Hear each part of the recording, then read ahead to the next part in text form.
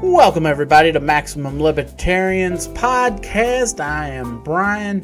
You can go to MaximumLibertarian.com to find out all the great ways you can help us out. So we're starting off the new year with an interview with the Libertarian National Committee's chair, Angela McCardle. She spoke to the Roanoke Valley Libertarians this past Wednesday, January 10th, and she talked about in the Deep State rally, which is taking place February 17th, and she also speaks about the Libertarian National Party's convention. So please sit back, grab your adult beverage or your water or whatever, and let's listen to Angela McCardle talk about the different issues. Okay, so ladies and gentlemen, this is Angela McCardle. She is the LNC chair right now. What I invited her to come and speak to us, what I wanted to talk about is on February 17th, this Defeat the Deep State rally. And you can find more information at Rage Against the War. Let me get that. RageAgainstWar.com. And yes, RageAgainstTheWar.com. And then also we're going to talk about the LP National Convention, which happens May 23rd and 27th. So go ahead, Angela, if you would like, and tell us about the meeting or the rally. Absolutely. So, I'm really excited that we're going to put together another rally. Last February, the Libertarian Party partnered with a smaller left-wing populist third party called the People's Party.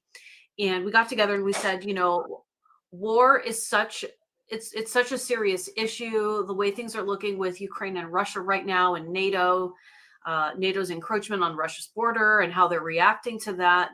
We really need to step up and say something.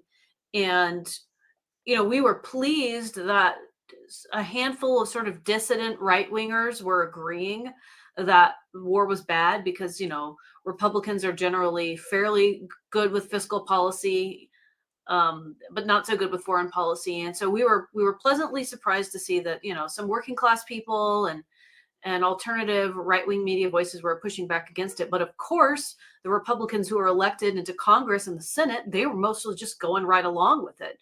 So we were really concerned because you're like, wow, you've got a majority of people in Congress who might be okay with literally going to war. So we got together and we reached out to as many anti-war groups as we could, lots of them left-wing, people who were a little bit skeptical, nervous to work with libertarians. They've heard that we like war, or they've heard that we just hate poor people, or that, I don't know, we kick orphans and widows, ridiculous things.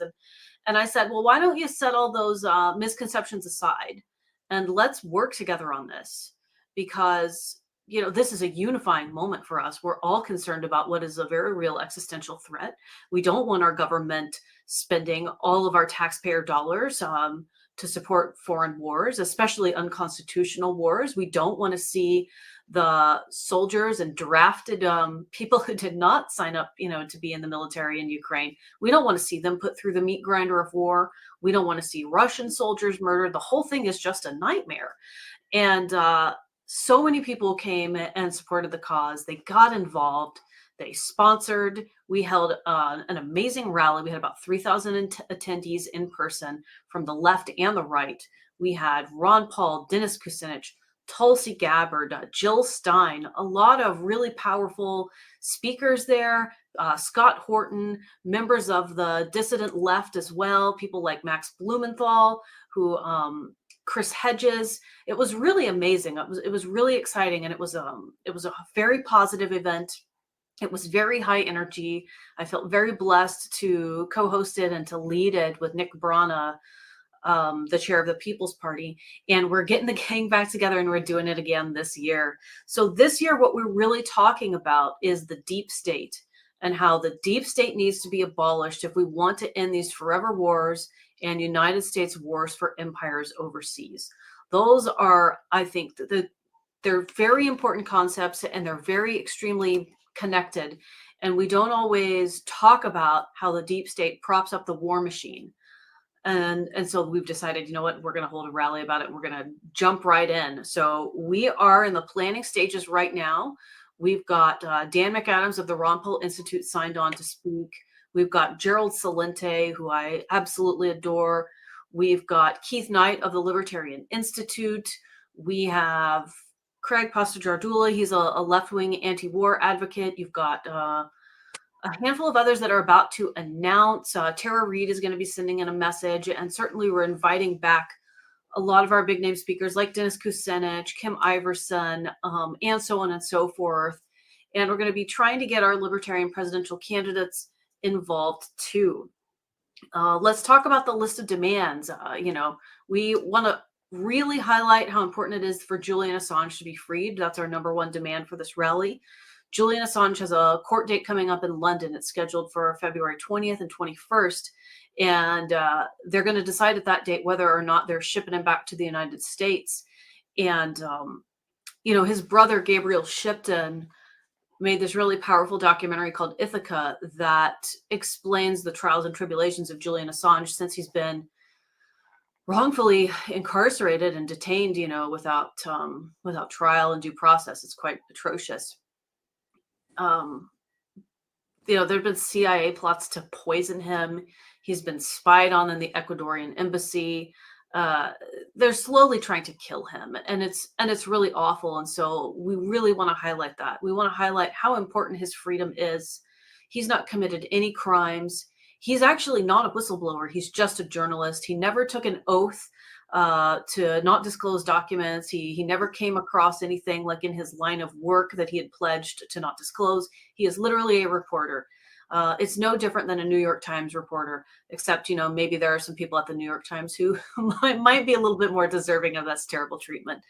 But it's about journalistic integrity. It's about freedom of speech. If it could happen to Julian Assange, it could happen to anyone. He's not even a United States citizen. He's Australian. He's been held now for 10 years, and we've got to get him free. We also want to highlight the importance of pardoning all whistleblowers and people like Edward Snowden. We want to see the abolition of the FBI, the CIA, the NSA, the Department of Homeland Security. There's an ice cream truck going by me right now. I don't know if you can hear it. It's quite loud. We want to abolish the military-industrial complex, and we demand for what people on the left call the abolition of the corporate state, which is when things like when the United States government takes over Twitter to the point that it becomes effectively a mouthpiece of the state, and all that crazy stuff that we saw when the Twitter files were released. And the same thing, of course, happens with Facebook and Google, and how Google is now, acting as a mouthpiece for government to censor things and call them a sensitive event and rewrite history at the direction of the United States government. So we have come together to highlight all of the abuses of the deep state, to call for an end to it, and to say that the United States should not engage in war overseas, that we should not be propping up regimes overseas, that we shouldn't be enabling NATO to encroach on other countries' borders, especially not with our tax dollars, and trying to foment war overseas. No more American, violent empire. We want peaceful foreign policy. We are ready to join forces with people of other political backgrounds to make it happen, and we're excited to do it. So our rally is February 17th in front of the Washington Memorial in Washington, D.C., 11 a.m. to 5 p.m. We will continue to release the names of our speakers over the next couple of weeks. Very excited. And if you're interested in attending, we would love for you to attend. And of course, we're still fundraising right now and looking for additional sponsors. We have to raise quite a bit of cash in order to pay for the stage, the sound system, security, we have to have porta potties, all that good stuff.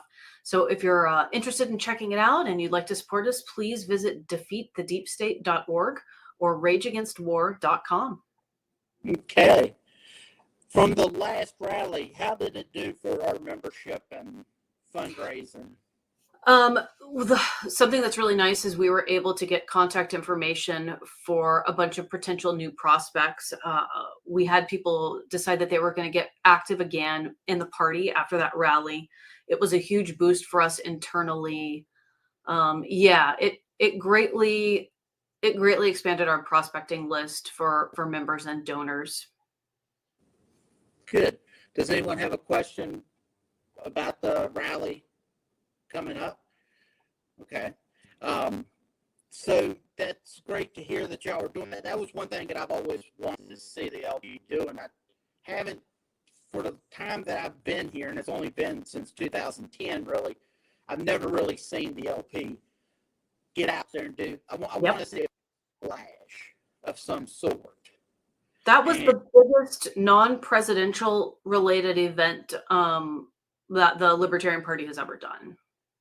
Really? That's good to hear. And I know you get a lot of backlash and things of that nature. I watch from X and Twitter or whatever you want to call it. And it's kind of disheartening because, you want to see people rally together. Yeah. A little bit more than what they do. Okay. So that's February 17th, 11/5. Now we're going to talk about the National Convention. The LP is also going to be in D.C. Yes. How is that going right now? Is the ticket sales and we're going to have a good turnout? Oh, yeah. Ticket sales are looking good. I believe last month, December, we sold about $44,000 worth of convention packages. Cool. And this month, we've already sold over $11,000 in convention revenue. So it is looking really good. We still do need to sell more, but I'm very, optimistic. It's early. We've got several months until the convention. We are going to be having some really awesome speakers that we're going to be releasing this week. We've got a comedy night lined up. I have scoured the internet and the comedy scenes to bring you really good libertarian comedy. And so I'm very excited that that's going to be happening. We have a guy coming who is a very good Bitcoin expert. Can you hear that? Any idea what that noise is? Weird. We have, what else have we got? We've got Bitcoin. We've got a prominent member of the medical freedom community who is coming. I'm just giving you teasers since we haven't officially launched it yet and I don't want to spoil it. Bitcoin, we've got a day of training planned. Right now, we're doing an online series of courses called LP Masterclass, where we have the best libertarians who are teaching you how to do petitioning, how to do signature gathering, all things related to ballot access. Carla Howell is doing a course called Who's Driving that I think is very excellent about driving the narrative and doing it from a position of strength and radicalism in a way that's also professional. We've got, there's a class happening tonight, actually, at 8 p.m. Eastern. We've got 4 or 5 speakers. We've got Nathan Fatal of the Leadership Institute doing courses. We have one non-libertarian, Jose Vega, who has done the viral town hall disruptions on Alexandria Ocasio-Cortez. He is going to be teaching everybody how to go viral at these town halls if you want to do it, how to make it successful, and how to make sure you get a lot of media attention for it. Okay. We've got a couple other courses and just can't think of them all off the top of my head, but that's some really good stuff. And we're going to be continuing it live in person at the convention. Oh, Diego with Defend the Guard and Bring Our Troops Home. He's also doing trainings live at National. Okay, that's good because I know did you say Bill Redpath? Because I know he was on there. Yes.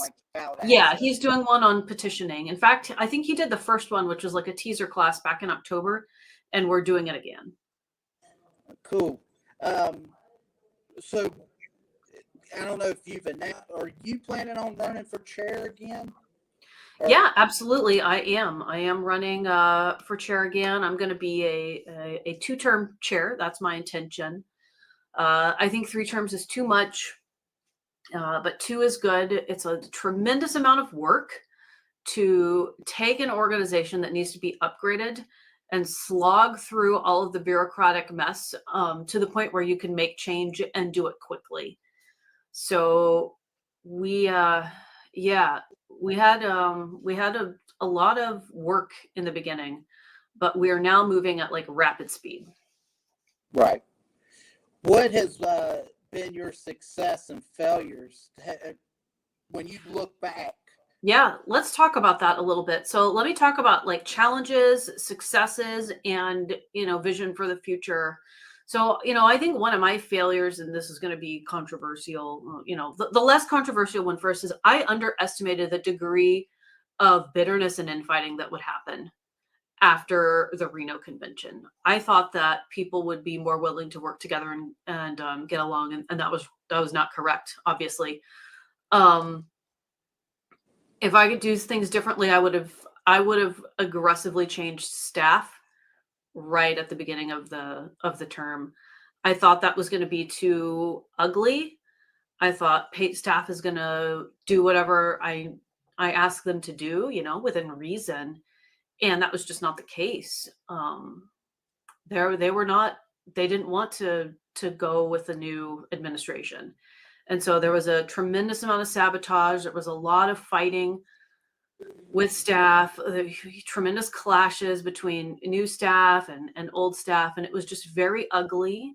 It slowed us down quite a bit. That puts me in a position where I have to be careful that I don't do the wrong thing, because these are not volunteers. These are, paid staff, and there could potentially be legal liability. And of course, some of them were absolutely gracious, and they're still with us, and I appreciate them. But that was a really difficult thing to navigate.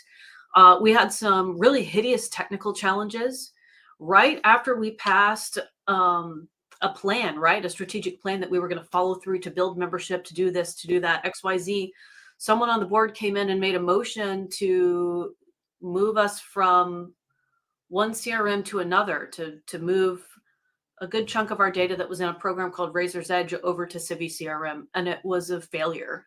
It was a huge failure. I passed the gavel in that meeting, and I argued against it. I said, this is, we don't have enough data. You've given us pie graphs, which if you're a data, like a tech person, that's a meaningless graph. That's a kindergarten graph. You haven't shown us how much money we can make. We don't know what our potential losses are. What if something goes wrong technically? And it did. And it was a lot more things going wrong than former staff anticipated. And it was a huge nightmare. It cost us a tremendous chunk of revenue. We're still cleaning up the mess, but we've at least overcome, the worst challenges of it, and we're very close. What else? What other challenges? And then I'll jump to the good stuff. I think that the party institutionally has had an inability to think long term, because we don't have as much electoral success, especially not in the last 10 to 12 years.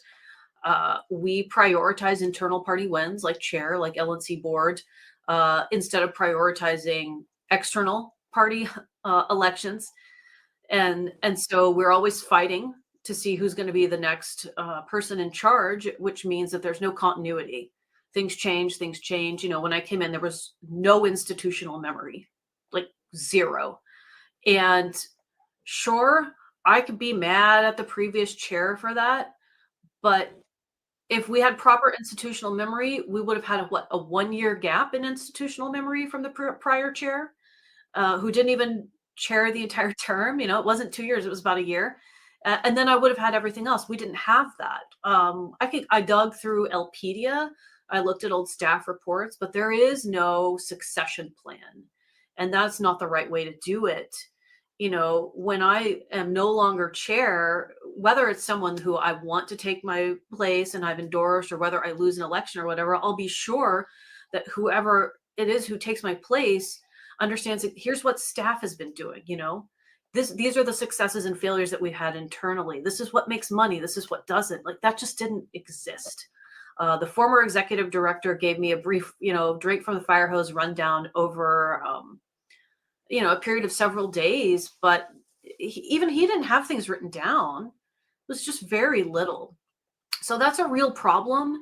And I think that it's an institutional problem. We have to kind of like decide that we want to overcome that because we want to be successful, because we need that problem to resolve if we want to win external elections. Another problem that we have is all of our members have very different ideas about what libertarians should be doing, what the party should be doing, what matters most, what's the most libertarian or the most important libertarian cause.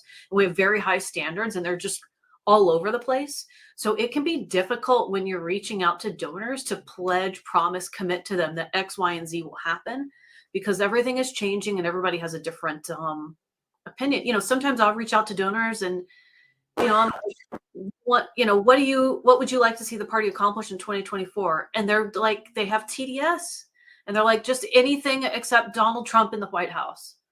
I'm like, what about like war, the economy, inflation? They're like, no, I just hate Donald Trump. Okay, and then you have people who are just like, what can I do for you? I've been a longtime supporter. What is it? I just want to see more libertarians get elected, maybe at the local level. The most important thing for me is war. Thank you for opposing war. Or, oh, it's inflation. It can be very varied. And that's that can be a good thing. But when people are very emotional about it and demanding, it can be challenging. It's difficult to please everyone. But I think to say real quick, there was a gentleman, he said that he strongly recommends everyone use free open source software, AI encrypted, offline, decentralized, as much as possible. 95% there. I don't know if you can see it on the screen there, what he wrote. Yep. Okay. So he said that. Have y'all discussed using AI to try to help speed up? So yeah, we have several. We are moving CRMs, and I'll talk a little bit about that. We've had it's not quite so simple as just use AI. We're certainly going to be incorporating certain elements of AI into our fundraising appeals and streamlining staff processes so they can work a little bit faster and more efficiently. But when it comes to the CRMs, like, they've got to be highly customizable, and they've got to be very granular in what we can do, because, membership dates, different types of memberships, all of that has not been taken care of very well. It's kind of been all over the place. It hasn't been documented very well. People come in and they do like little Band-Aid code, and then someone else does a Band-Aid code, and things just get all jumbled. And then you go and you try to fix something, and then it breaks something else, and then it breaks something else. So customizable, very important, but it also really matters the way that you customize things. So, we've looked at a couple of vendors, HubSpot, Zoho, a handful of others, and we'll be moving the National Party CRM to a new CRM that's recommended by my staff, but also by the IS committee. I need to make sure that I have a handful of highly competent people who are making the call on that. Now, for state affiliates who use Civi CRM, we're not tearing the rug out from under anyone. We're going to have at least 2 years where we continue to service Civi CRM full time. And if that sounds like insane and like too much work, you're correct. We're already behind on our upkeep of the CRM. It is a hot mess, as I mentioned. But when we switch the national party operations, we're not going to be doing that upkeep on our own. Oh, no, we have a third-party vendor who will be servicing us. So I won't have my technical staff spending all day trying to solve problems, trying to hard code things. That's no longer an issue for the national party. They will be focused on servicing Civi CRM for our state affiliates. And at the end of the 2-year period, we're going to see where we're at with it. I'm not ever going to recommend that we just shut it down and turn the lights off. We may continue the program if it becomes fixed and more profitable. We may develop a way to bring our state affiliates over to whatever we're using at that time, or we may end up selling it to some of the state affiliates if they decide that they want to assume responsibility for it, and then they can create their own organization. But whatever it is, it's going to be a 2-year process, and we'll make sure we have lots of input on it.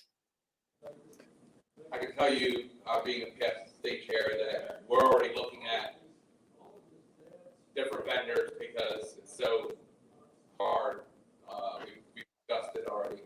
So a couple of them that you said are actually some have run up. So we haven't made a final decision on that yet, but definitely CRM has been terrible, and we're trying to find a way to make things easier on people to get the message out.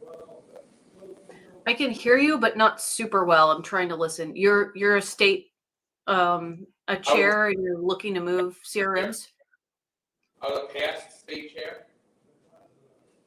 We're looking at moving away from CRM also. So it's too hard. It's been too hard for people to keep up with, trying to get everything the best. So Yep. So we've been, like you mentioned, we're up in our discussion too. So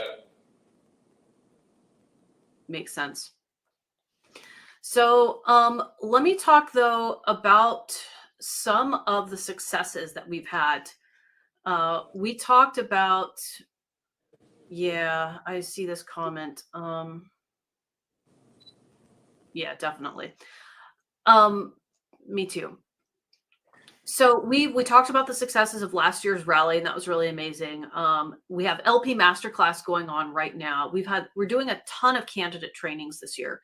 We have LP Masterclass happening right now. Prior to that, I did a training that was put on by United Independence, which is like a united, it's a coalition group for independent candidates and third parties. And so we had candidate and activist training available through that. That started in October. We have LP News. I don't know if anybody's visited it yet, but if you go to news.lp.org, we have a libertarian news site. It's amazing. It looks sort of like the Fee Online's old website.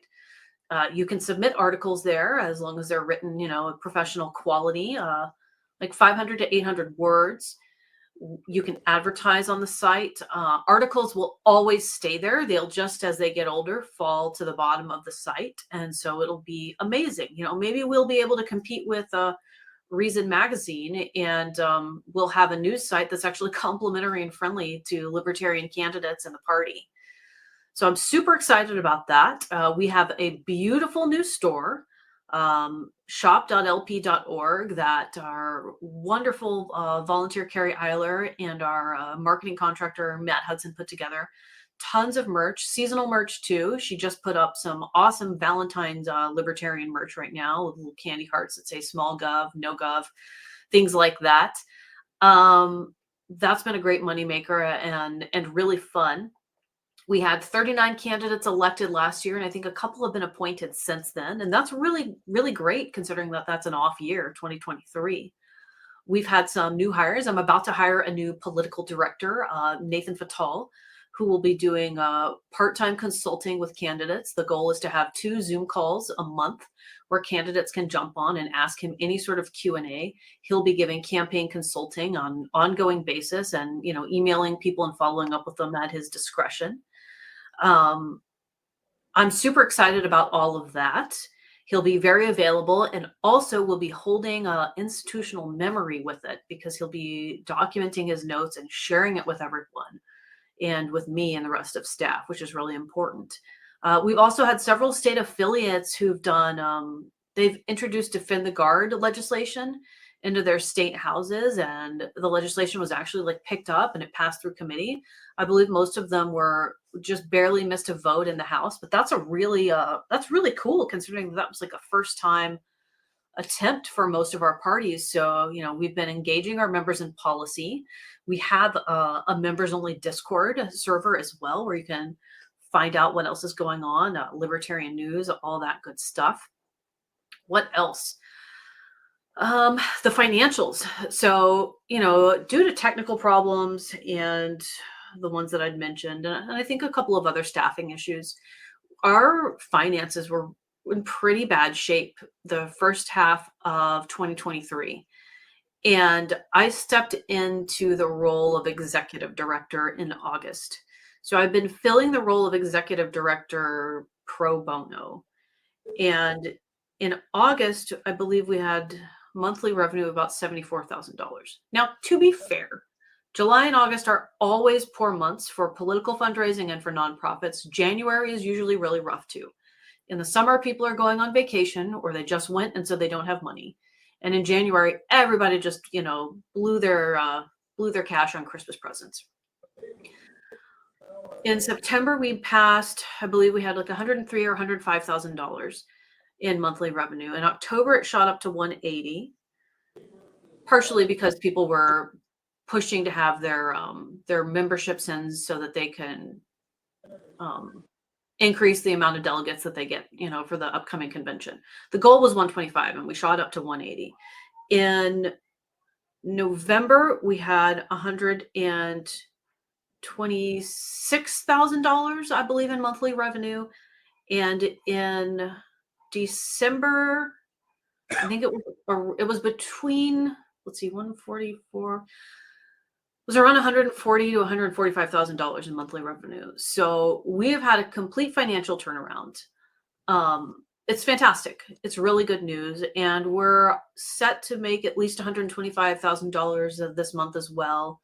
My goal is that we start hitting 125K even without convention revenue. Right now, that's including it, although I don't know that September and October included much of it. But yeah, so financially, things have completely turned around. I'm very, very happy about that. And things are looking bright. So my vision for the future, right, is I want us to be focused on local elections. I want us to be winning and then sweeping at the local level. I want us to catch people off guard with that. I want us to build political experience and capital so that then we can start picking off vulnerable county and seat races and winning them. That, I think, is really important. I think we need more experience.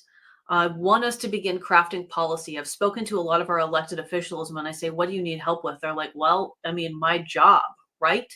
Some of them sit in small town councils where they don't really do a lot of policy wonk stuff, but some of them they have other busybodies on their councils, on their committees, and they're trying to kind of combat that, or, okay, someone proposed a new zoning thing, and trying to understand, like, what's the impact on the community? Is this going to make it more libertarian or less libertarian? So we need to begin spitting out volunteers that know how to craft policy. We need to dramatically increase our volunteer base. It's one of the reasons that I've hired Nathan Fatal, is because he's so skilled at drumming up volunteers. He worked with me on a couple of tremendous volunteer efforts in the city and county of Los Angeles to overturn mandates and defy lockdowns. And so I've seen the work that he's done, and I'm very confident in it. I want us to build huge banks of volunteers, people who are ready and willing to go out there and make all the libertarian things that we want to see happen. And we need more rank and file membership. I want to see us turning more regular voters who they haven't read Man, Economy, and State. They don't know anything about Rothbard. I want to see these people turning libertarian, right? They're like, look, I don't have time to do all that. I'm very busy. I run a small business. I have kids. They have soccer practice, but my taxes were high. And so-and-so, made me change the sign of my small business because they said it was some county code thing. And I'm tired of that crap. And so I'm going to vote libertarian. And we need people who vote lockstep libertarian and who support the Libertarian Party and things of that nature, even if they don't have time to get educated. People who are just always going to support us. So, my plan is to start creating more of those people, creating more volunteers, building wins at the local level, and eventually building an infrastructure that will support a very serious presidential race that threatens the two parties, not just in a spoiler way, but in a, we might actually win it this year kind of way. It's going to take a lot of work. It's going to take time. My job is to lay the foundation for all of that and to hopefully pass it along to the next person who comes after me with mentorship, with proper tools, with institutional memory, with all the documentation they need so that we can succeed and succeed and succeed. Right. Any questions? Do y'all have any questions? Yeah, well, let me, disclaimer here, this is my first Libertarian meeting I've attended.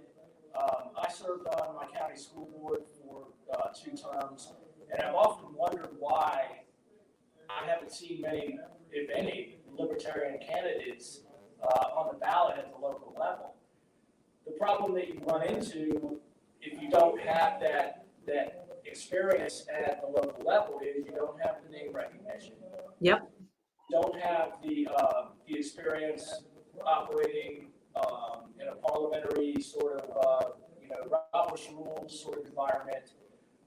And, I've just often wondered why there hasn't been a whole lot any more libertarian participation in local elections. For example, my county school board, we had two incumbents that decided not to run again. And there was only one candidate that ran in each of those districts, so it was unopposed. And I mean, that would have been a perfect opportunity right there, at least, to have an opposing candidate to get that name recognition out there. Oh yeah, I remember that person. They ran for District 1 school board out of county. So I'm not sure what the answer is. Again, I'm a newbie, so I'm trying to rock the boat or anything, but that's just a thought that I had. I've always have wondered why there aren't, you don't see libertarian candidates at the local level. Well, you're correct. So there's a couple of reasons, right? One, there's not really enough of us. Two, we don't do a very good job of picking up the phone and trying to recruit people. Ted Brown in California used to do a very good job of this. He would call registered libertarians and say, hey, do you want to run for office in this position? The other problem, and I say this with love, is that a lot of our candidates get very excited about running for office. They get hyped up. They envision themselves, debating whoever it is, Alexandria Ocasio-Cortez, Lindsey Graham, whoever, having their media moment, and they run vanity races. And, the reality is that mainstream media has contempt for us. They're not going to give us attention. When they occasionally give us attention, it's just negative attention, but they usually don't give us any attention at all. And so those races aren't as fruitful. Now, certainly we have to do some races like that to gain ballot access. And we need those races, and they're important, and they support down ticket candidates, and they support our presidential candidate as well. But we really do need to shift our focus quite a bit to local races, because that's, as if you've been on a school board, like that's where you can make some serious changes. It's at the local level. Well, I think over time, you begin to see success at higher levels once you build that base at the local level, who then, move up from the minors into the majors, to use a baseball analogy. But, I think it's very important that, baby steps, build that base at the local level, get them so that they get that name recognition, and then once, run for the House of Delegates, or run for the state Senate. But I just think it's very, very important to get more folks involved at the local level running for local office. Absolutely agreed. Does anyone else have a question? One question that I have, and this comes up from a lot of guys at my workplace, is I know this year we'll be selecting our candidate for president. A lot of people are wondering, are we able to select our president earlier? Is there anything? Because that way because we already are behind the 8 ball.